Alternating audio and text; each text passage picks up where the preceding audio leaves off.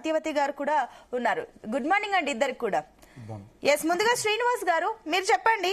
So already మనం చూస్తున్నాం, ఇప్పుడు కాంగ్రెస్ ప్రభుత్వం వచ్చేసి సుప్రీంకోర్టుకు వెళ్తామంటుంది. ఆల్రెడీ సెప్టెంబర్ 30 వరకు డెడ్ లైన్ ఉంది. ఇవన్నీ పరిణామాలు చూస్తున్నారు. ఇందాక పుల్లారావు గారు చెప్పిన అంశాలు కూడా మీరు విన్నారు. కాబట్టి ఏంటి, మీరు ఏమనుకుంటున్నారు కాంగ్రెస్ తీసుకుంటున్న ఈ చర్యల పట్ల? నమస్కారం మీకు, మా తోటి ప్యానల్ మెంబర్స్ కి, ప్రేక్షకులందరూ. ఒక్కటి సునీత గారు, కాంగ్రెస్ పార్టీ ఏ రకంగా తెలంగాణ ప్రజలతోని దోబుచ్చులాడుతుంది, డ్రామా చేస్తూ ప్రజల్ని మభ్యపెట్టే ప్రయత్నం చేస్తున్నది మనకు అర్థమైతా ఉన్నది. సుప్రీంకోర్టు వారు కలిసింది నిన్న సుప్రీంకోర్టు యొక్క ఫేమస్ అడ్వకేట్ సింగ్ గారిని. వాళ్ళ కాంగ్రెస్ పార్టీలో అనేక మంది విద్యావంతులు ఉన్నారు, అడ్వకేట్స్ ఉన్నారు, తెలిసిన వాళ్ళు. వాళ్ళు కూడా ఈ దేశాన్ని పాలించిన అనుభవం ఉన్నది కాంగ్రెస్ పార్టీకి. వాళ్ళకి తెలియదా రాజ్యాంగం గురించి? వాళ్ళకి తెలియదు cap 50% beyond is not allowed అని చెప్పి అలౌబుల్.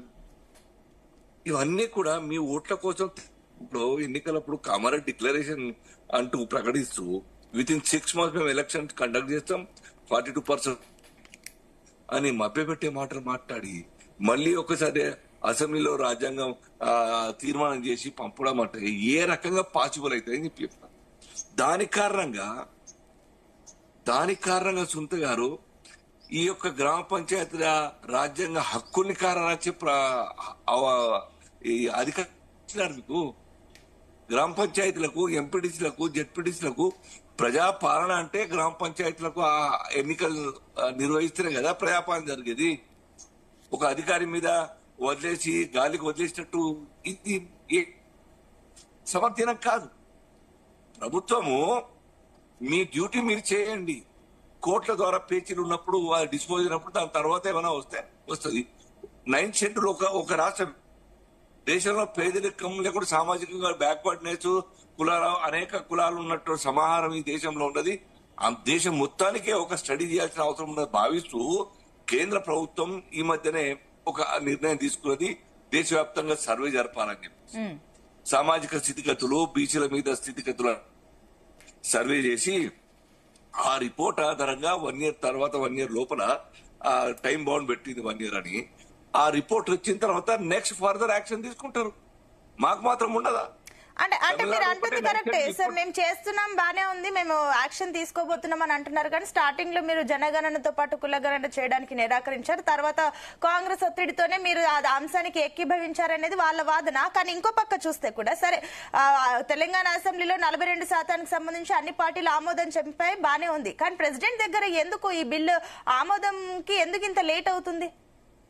ఇప్పుడు ప్రెసిడెంట్ గారంటే నిర్ణయం తీసుకోవడం పెద్ద విషయం కాదు. వారికి కూడా ఒక పరిమితులు ఉంటాయి. వారికి కూడా ఎంత విశేషాధికారులు ఉన్నప్పటికీ కూడాను దాని దేశం మొత్తంలో ఏ రకంగా ఉండబోతాను అన్నది ఇంతకుముందు పుల్లారావు గారు చాలా స్పష్టంగా చెప్పినారు.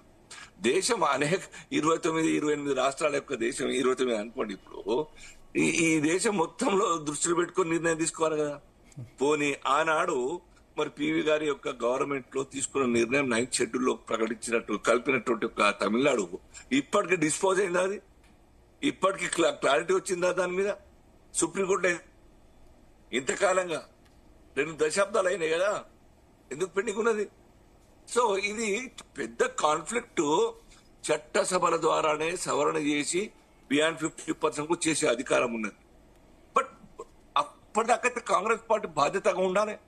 మీ రాష్ట్రంలో ఉన్నటువంటి ఒక ఈ గ్రామ పంచాయతీ ఎన్నికలు నిర్వహించాలి. మీరు ఇచ్చిన ఓట్ల కోసం ప్రామిస్ ను మీరు అమలు చేసే ఎన్నికలు నిర్వహించాలంటే ఇది ఎంతవరకు సమర్థనీయం, ఎంతవరకు సబబు? ఇది రేవంత్ రెడ్డి గారు కావచ్చు, లేకుంటే కాంగ్రెస్ పార్టీ కావచ్చు, ఈ రాష్ట్రంలో మొత్తంగా కూడా పరిపాలన మొత్తం అస్తవ్యస్తమైంది.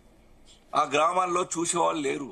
ఒక్కొక్క గ్రామానికి లేరు. ఇప్పుడు 3-4 గ్రామాలు కలిపి ఒక ఆఫీసర్ ఉంటాడు. మనకు తెలుసు ఆ విషయం. నిధులు లేవు.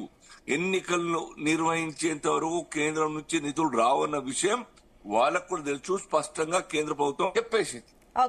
సో ఆ బాధ్యత కాదా మీది ఎన్నికలు నిర్వహించడం?